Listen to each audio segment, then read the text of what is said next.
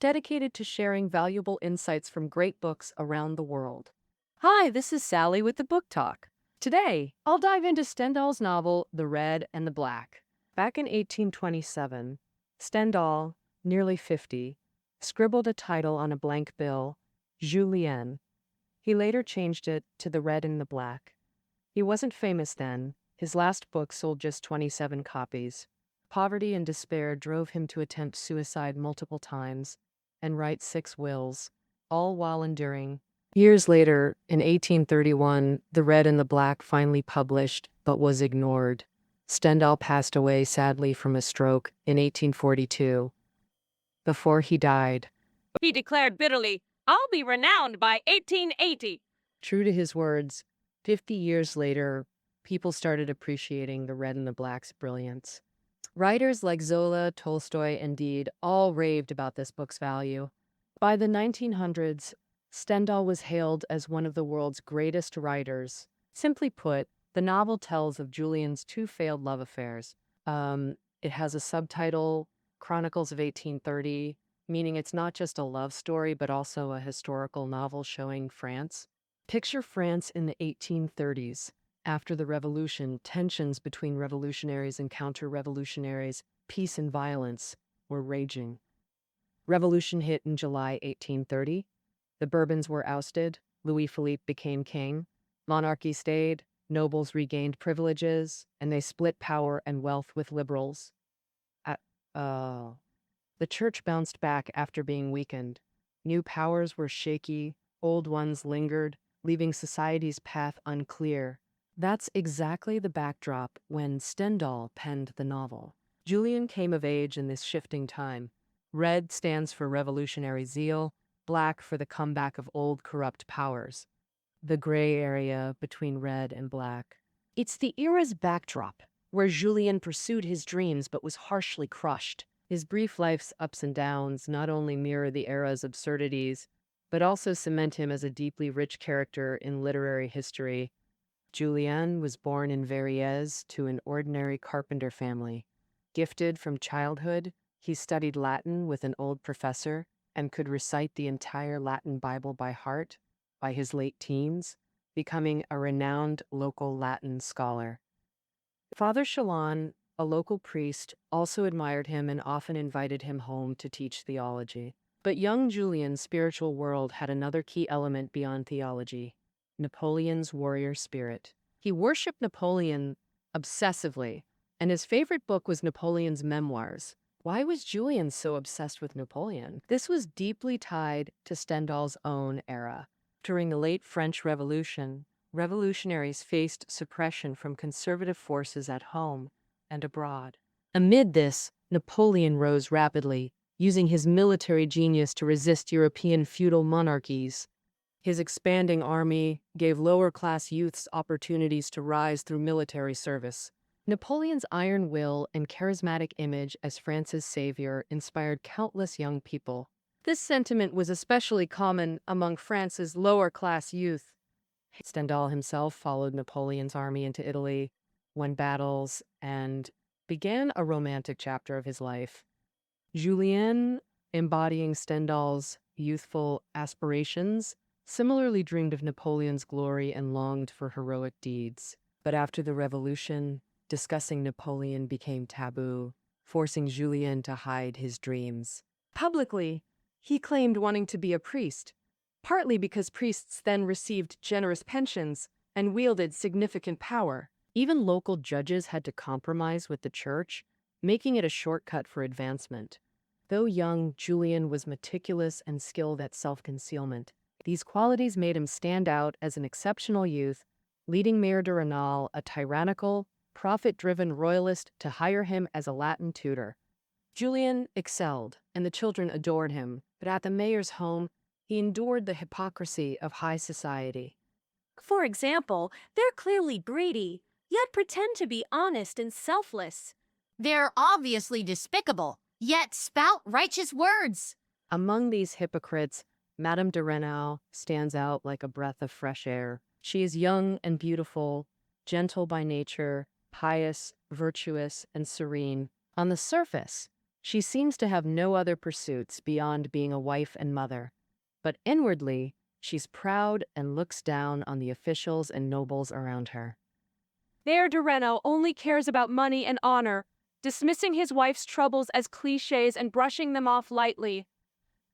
In contrast, Julien, though poor and somewhat frivolous, has a rich inner world and a more generous, humane spirit. To Madame de Rênal, all this is incredibly refreshing. Madame de Rênal begins to show affection towards Julien, even taking his arm during a walk. Of course, we can see Madame de Rênal's feelings for Julien as admiration with little romantic involvement. But when Madame de Rênal learns that her maid is in love with Julien, she quickly falls into anxiety and fear. Then, to her surprise, she discovers she's also in love with him. Coincidentally, the family goes on a vacation to the countryside, and Julien accompanies them. Amid the beautiful rural scenery, in the garden at night, Madame de Rênal and Julien open their hearts to each other, communicate, and their feelings deepen rapidly. Oh, facing Madame de Rênal's kindness, Julien is naturally much more conflicted. Initially, Julien, though captivated by Madame de Rênal's beauty, is very cautious and dares not cross boundaries. It's only during the vacation that Julien gradually develops ambitions in his emotions. In the garden, he accidentally touches Madame de Rênal's hand, and she quickly withdraws it. Julien thinks to himself that since he touched her hand, he has a duty not to let her pull it back. He feels he must fulfill this duty. If he fails, he'll be laughed at or feel inferior. And so Julien resolves to firmly hold on to her. The next night, Julien seizes an opportunity and suddenly grabs Madame de Rênal's hand. She tries to pull away, but he holds her firmly. These details are always relished by us, but sometimes we wonder why the author emphasizes this detail so much, why Julien feels it's his duty not to let her pull away. Let's look at Julien's admiration for Napoleon. He sees in Napoleon's achievements a strong willpower and how it opened new historical vistas. This is Napoleon's responsibility in world history. So, Julien followed this sense of duty, a reflection of Napoleon's will. So after holding Madame de Rênal's hand, he secretly resolved, I must tell her I love her. This must means Madame de Rênal became an absolute will for Julien, an inalienable responsibility. Many think Julien loved Madame de Rênal merely to conquer an aristocratic woman and humiliate the proud mayor. That motive certainly existed, but clearly Julien's thoughts went beyond that. The young man harbored self-interest. Yet more than that, he possessed youthful idealism, projecting too much spiritual imagination into his emotions. On the other hand, Julien worried about his honor, like when he'd just resolved to hold on to Madame de Rênal. But then he told her, I must leave because loving you is a mistake. For a young tutor, this mistake was too grave. Before he could turn away, Julien regretted it. Meanwhile, Madame de Rênal sank into self-blame and guilt. They grew suspicious, yet repeatedly reconciled, their subtle feelings evolving into playful intimacy. Stendhal masterfully captures lovers' psychology, meticulously portraying the tug-of-war between reason and emotion. Precisely for this, some consider The Red and the Black the precursor to psychological novels. Amid their wavering emotions, ominous signs began to appear between Madame de Rênal and Julien. Once, the king passed through Verrières to venerate the Holy Nail at the abbey. Mayor de Rênal organized a grand honor guard and planned lavish religious ceremonies. Noble women lobbied to get their husbands into the guard, but Madame de Rênal secured Julien's position.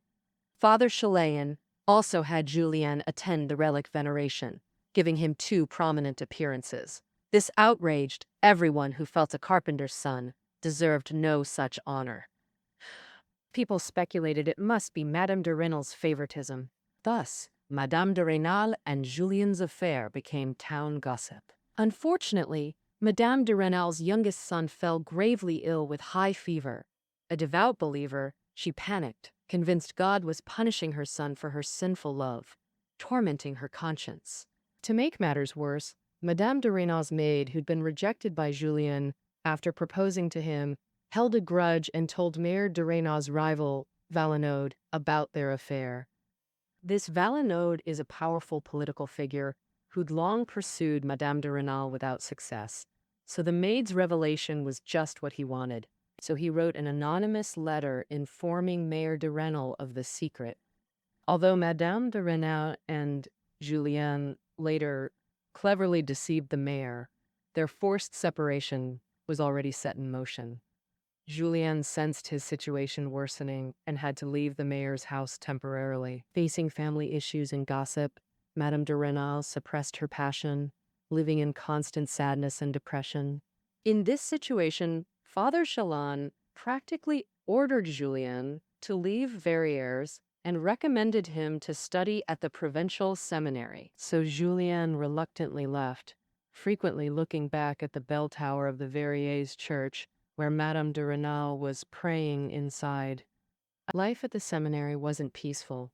It was full of scheming and betrayal, with informers everywhere among students and servants. All the letters Madame de Rênal tried to send to Julien were intercepted by Father Pirard, the director. The other students only worshipped money and powerful people, ostracizing Julien despite his academic excellence. He gradually learned that to survive, he must hide himself more thoroughly. He had to be hypocritical, carefully crafting even the slightest look to appear humble. Life at the seminary was Julien's period of dormancy and spiritual training before stepping onto a larger stage. Julien succeeded. Father Pirard not only promoted him to theology teacher, but later recommended him to become the private secretary to the Marquis de la Mole in Paris. After that, Julien's life turned a new page, and a more turbulent world opened up to him. On his way to Paris, Julien passed through Verrières and managed to see Madame de Rênal. He climbed a ladder to her room. Their reunion was bittersweet, but the ladder was discovered by family members, and Julien fled in panic. Recalling the day he first met Madame de Rênal, the beautiful garden, and sweet tentative moments of her hesitation and surprise. Then, remembering leaving for the seminary with lingering looks back. And finally, this panicked escape. The whole process was full of drama. However, the prelude to tragedy was thus sounded. In Paris, the Marquis de la Mole's society was rigidly hierarchical, and Parisians' sense of superiority made them mock provincials like Julien, forcing him to walk on eggshells. Fortunately, the Marquis de la Mole appreciated Julien, constantly offering him opportunities while testing his loyalty. As the Marquis himself said, Paris had many talented young men, but their birth backgrounds and factions made them unreliable. Well, in that era of rampant informing, loyalty had become a rare virtue. In contrast, he felt Julien, born to a lower-class provincial family, young and inexperienced, was more reliable. Julien worked efficiently and handled social interactions with tact, winning the Marquis's trust. The Marquis soon entrusted him with important tasks like managing distant estates, handling private lands, and settling property lawsuits. Paris was the political center with complex factions, and in the Marquis de la Mole's salon, though filled with elegant, gentle-mannered celebrities, everyone carefully measured their words to avoid seeming out of line. People came here purely for practical gains. Julien felt stifled. He often recalled his days in Verrières, dull but with simple affections. In Paris, simplicity only invited mockery. Once in the Marquis's private library, Julien confided his boredom to Father Pirard, accidentally overheard by the Marquis's daughter, Mathilde. Smart, beautiful, and headstrong, she was already weary of lifeless nobles and found Julien intriguing, gradually developing feelings for him. Once Mathilde invited Julien to a ball. At the ball, Julien met a foreign exile who had fled to Paris after a failed coup attempt. He told Julien, "Look at these dignitaries. How many haven't done cruel or even murderous things? Yet after death, many will sing their praises. You, Julien, have no blood on your hands, so what? No one respects you. Even with your intellect, people would gladly see you in court." These words deeply moved Julien. who already resented aristocratic monopoly on power. His secret admiration for Napoleon stemmed from Napoleon's dismantling of aristocratic hierarchies. And Mathilde overheard this conversation between Julien and the exile. Though Mathilde didn't support revolution, she longed to break free from her monotonous life, even thinking that only a death sentence could elevate one's status. The death penalty is the only thing money can't buy. Dying for honor is true charisma. The conversation between Julien and the exile made her heart race. Wasn't this adventurous life exactly what she idolized? Matilda's thirst for adventure wasn't new. Every April 30th, Miss Matilda would wear a black morning dress in the salon. Julien asked around and learned she was commemorating a historical event. In 1574, about 3 centuries ago, Boniface de la Mole, a handsome Parisian, was beheaded by the king for trying to rescue his friends. Afterward, his lover, the queen, retrieved his severed head and buried it in a hillside chapel. Incidentally, the Marquis de la Mole's family name honors this hero. Recalling this story always moved her deeply, filling her with romantic fantasies of the sublime. It became her model for love. Clearly, Mathilde's heroic complex mirrored Julien's. This became the foundation of their romance. Of course, their ambitions differed. Julien sought worldly success, especially after his time at the Marquise's, which made him pragmatic. Matilda's dreams weren't grounded in reality, but in sacred fantasies. She also felt that condescending to love the lowborn Julien was extraordinary, a bold, courageous act. Opposition from other noble youths only fueled her resolve. Uncertain of Mathilde's true feelings, Julien volunteered to inspect the Marquis's provincial properties. When Mathilde learned this, she anxiously wrote Julien a letter directly confessing her love. Julien was elated. Mathilde was Parisian aristocracy's goddess, and he'd bested them all. He followed her advice and stayed. In the following weeks, they tested each other through letters. Mathilde grew increasingly affectionate, and Julien surrendered to her passionate declarations. But soon Julien became confused again. Fearing mockery or Mathilde's contempt, he often deliberately acted cold. Julien was born in Verrières to an ordinary carpenter family. Gifted from childhood, he studied Latin with an old professor and could recite the entire Latin Bible by heart by his late teens, becoming a renowned local Latin scholar. Father Chalon, a local priest, also admired him and often invited him home to teach theology. But young Julien's spiritual world had another key element beyond theology: Napoleon's warrior spirit. He worshipped Napoleon obsessively, and his favorite book was Napoleon's memoirs. Why was Julien so obsessed with Napoleon? This was deeply tied to Stendhal's own era. During the late French Revolution, revolutionaries faced suppression from conservative forces at home and abroad. Amid this, Napoleon rose rapidly, using his military genius to resist European feudal monarchies. His expanding army gave lower-class youths opportunities to rise through military service. Napoleon's iron will and charismatic image as France's savior inspired countless young people. This sentiment was especially common among France's lower-class youth. Stendhal himself followed Napoleon's army into Italy, won battles, and began a romantic chapter of his life. Julien, embodying Stendhal's youthful aspirations, similarly dreamed of Napoleon's glory and longed for heroic deeds. But after the revolution, discussing Napoleon became taboo, forcing Julien to hide his dreams. Publicly, he claimed wanting to be a priest, partly because priests then received generous pensions and wielded significant power. Even local judges had to compromise with the church, making it a shortcut for advancement. Though young, Julien was meticulous and skilled at self-concealment. These qualities made him stand out as an exceptional youth, leading Mayor de Rênal, a tyrannical, profit-driven royalist, to hire him as a Latin tutor.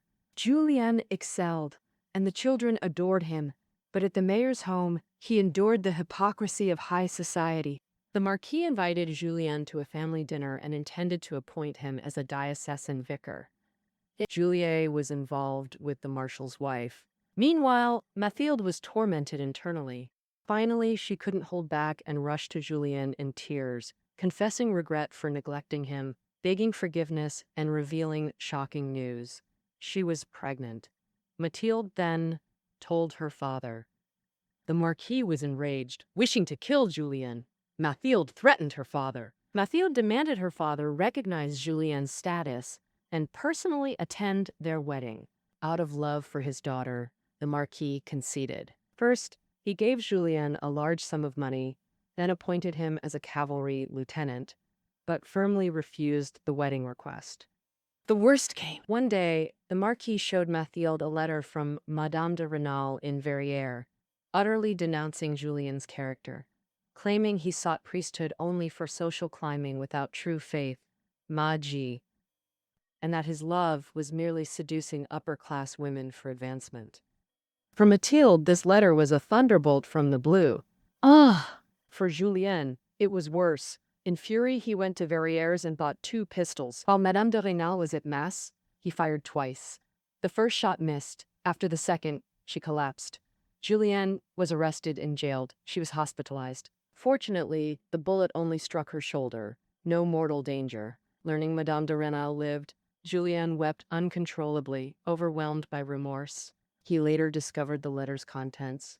The letter wasn't written by Madame de Rênal, but by her confessor for hidden motives.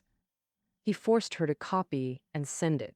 Madame de Rênal couldn't resist the priest's pressure, knowing it would devastate Julien. Later, she thought, let Julien hate and take revenge on me.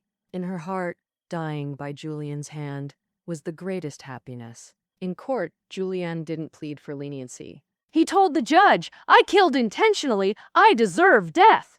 Mathilde came to Verrières, bribing judges, lawyers, and clergy to save Julien. Through this, Mathilde grew obsessed with achieving something monumental, craving grandeur through Julien's ordeal.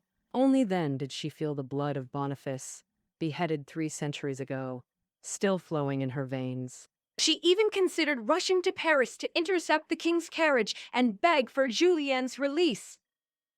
These events made Julien realize he loved Mathilde, but she deserved someone of status. He needed pragmatism, not just passion. Julien understood his true love was Madame de Rênal. Unlike Mathilde, she wasn't clever or noble, but her love was genuine. Julien asked Mathilde to give their child to Madame de Rênal, knowing in 10 years Mathilde would deem loving him absurd. Loving Julien was absurd. She'd eventually forget him. But in 10 years, Madame de Rênal would still cherish Julien, transforming that love into care for the child. At the trial, Julien remained eerily calm, denouncing society's injustice and bourgeois hypocrisy. This speech destroyed any hope of salvation. In other words, he no longer wished to live. Julien was sentenced to death. In his final days, Mathilde visited, angry he refused appeal, jealous of Madame de Rênal. After arranging his affairs and advising her to marry nobility, Julien fell silent. Julien's friend Fouquet arrived.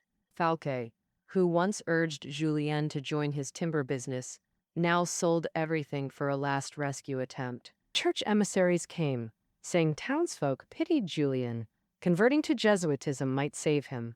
Julien refused. Then Madame de Rênal came. He wished for more days together. She begged him to appeal. Julien begged her not to take her own life after his execution. Julien's father arrived, berating his son until Julien explained his wealth distribution, then softened instantly. After execution, Fouquet carried Julien's body to a Verrières cave for burial, a place Julien often stayed. He'd stayed there often, watching sunsets over valleys and eagles soaring.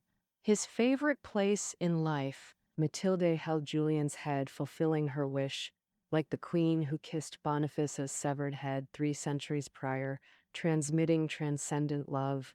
Madame de Rênal initially kept her promise and didn't commit suicide, but 3 days later, she kissed her child and passed away. The novel doesn't reveal how she died. The story of the red and the black ends.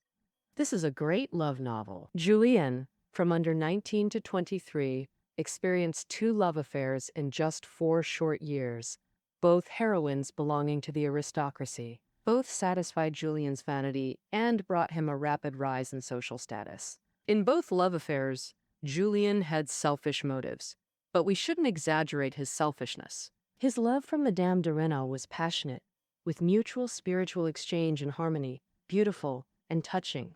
Although Mathilde held unrealistic fantasies about love, her bravery was still admirable. Her appreciation for Julien was deeply moving. Stendhal wasn't afraid of repetition. His portrayal of subtle, tangled emotions in both affairs and his character depictions were unhurried and layered. The Red and the Black also nests a social political novel. Behind the love story is the struggle of political forces in 1830s France. In Verrières, Mayor de Rênal and Valenoux schemed against each other, each backed by different church factions. In Paris, the Marquis de la Mole cultivated Julien to use him. After delivering a message from the secret meeting, spies tried to intercept Julien on his way back. It was ordered by a big shot from that meeting. Even in Julien's love life, this shadowy political power flickered now and then. For instance, the letter exposing Julien was likely a deal between the Marquis de la Mole and the Bishop of Verrières. Many believe The Red and the Black tells of Julien's failed rebellion against capitalist society. Key support for this comes from Julien's statement in court. He said, "I was born at the wrong time. I don't belong to your class. In your eyes, I'm just a humble-born countryman who dared to rise up and resist. You want to make an example of me by punishing me to intimidate those from humble origins." Young people from the lower class, suffering poverty but fortunate to get educated, daring to mingle in high society. At first glance, Julien's statement criticizes society from a positive angle. But think carefully. Was Julien really punished just for his humble birth? If Julien longed to enter high society, hadn't he already succeeded? Madame de Rênal gave him money. Father Chalon got him into seminary. Father Piard made him a theology instructor. The Marquis de la Mole not only gave him wealth, not just wealth, but also elevated him to nobility. He became an officer. Mathilde could grant him status. The marshal's wife planned to make him a vicar in Paris. Even his friend Fouquet kept urging him into the lucrative timber trade. Had he not shot Madame de Rênal, a brilliant future lay before him. High society and bourgeois status were within his grasp. Thus, Julien's trial speech doesn't reveal his true heart, but his prison soliloquy after sentencing does. He said, "My self-imposed duty, right or wrong, stands like an oak. Through storms and madness, it shelters me. I wavered, swayed left and right. I'm only human, but I wasn't swept away." Simply put, what mattered most to Julien wasn't aristocratic life or religious scholarship. He refused to be like the elites, purging dissenters, betraying secrets, hoarding resources, protecting their interests at all costs while spouting empty rhetoric. Though he knew high society meant immense success by worldly standards, though he dreamed of it, he ultimately rejected that life and became truly human. As he said, "I'm only human, but I wasn't swept away." Undoubtedly, Julien's life embodies Stendhal's reflections. Stendhal lived in early 19th century Europe, peak Romanticism, when writers redefined humanity's dimensions. Though wary of romantic trends, Stendhal profoundly engaged with human nature, like his contemporaries. What constitutes a truly humane world? How must we achieve spiritual liberation to fulfill ourselves? How do socio-political forces undermine personal growth? These were Stendhal's lifelong questions. He has a book called On Love. While about romance, it's truly a masterpiece, exploring spiritual and emotional richness. In a way, it resonates deeply with The Red and the Black. Though written in the 19th century, The Red and the Black's intellectual brilliance still shines. Especially in transitional eras, those seeking self-actualization face this. Refined egoists achieve worldly success, but doesn't human dignity and fullness often vanish in the process? As Austrian writer Stefan Zweig said, Stendhal's work crystallizes the most precious understanding of the human spirit. Whoever has been honest with themselves will remain honest forever. Who deciphers their own secrets uncovers everyone's secrets. Well, that concludes our interpretation of the red and the black. Reading notes are below the audio. See you next time.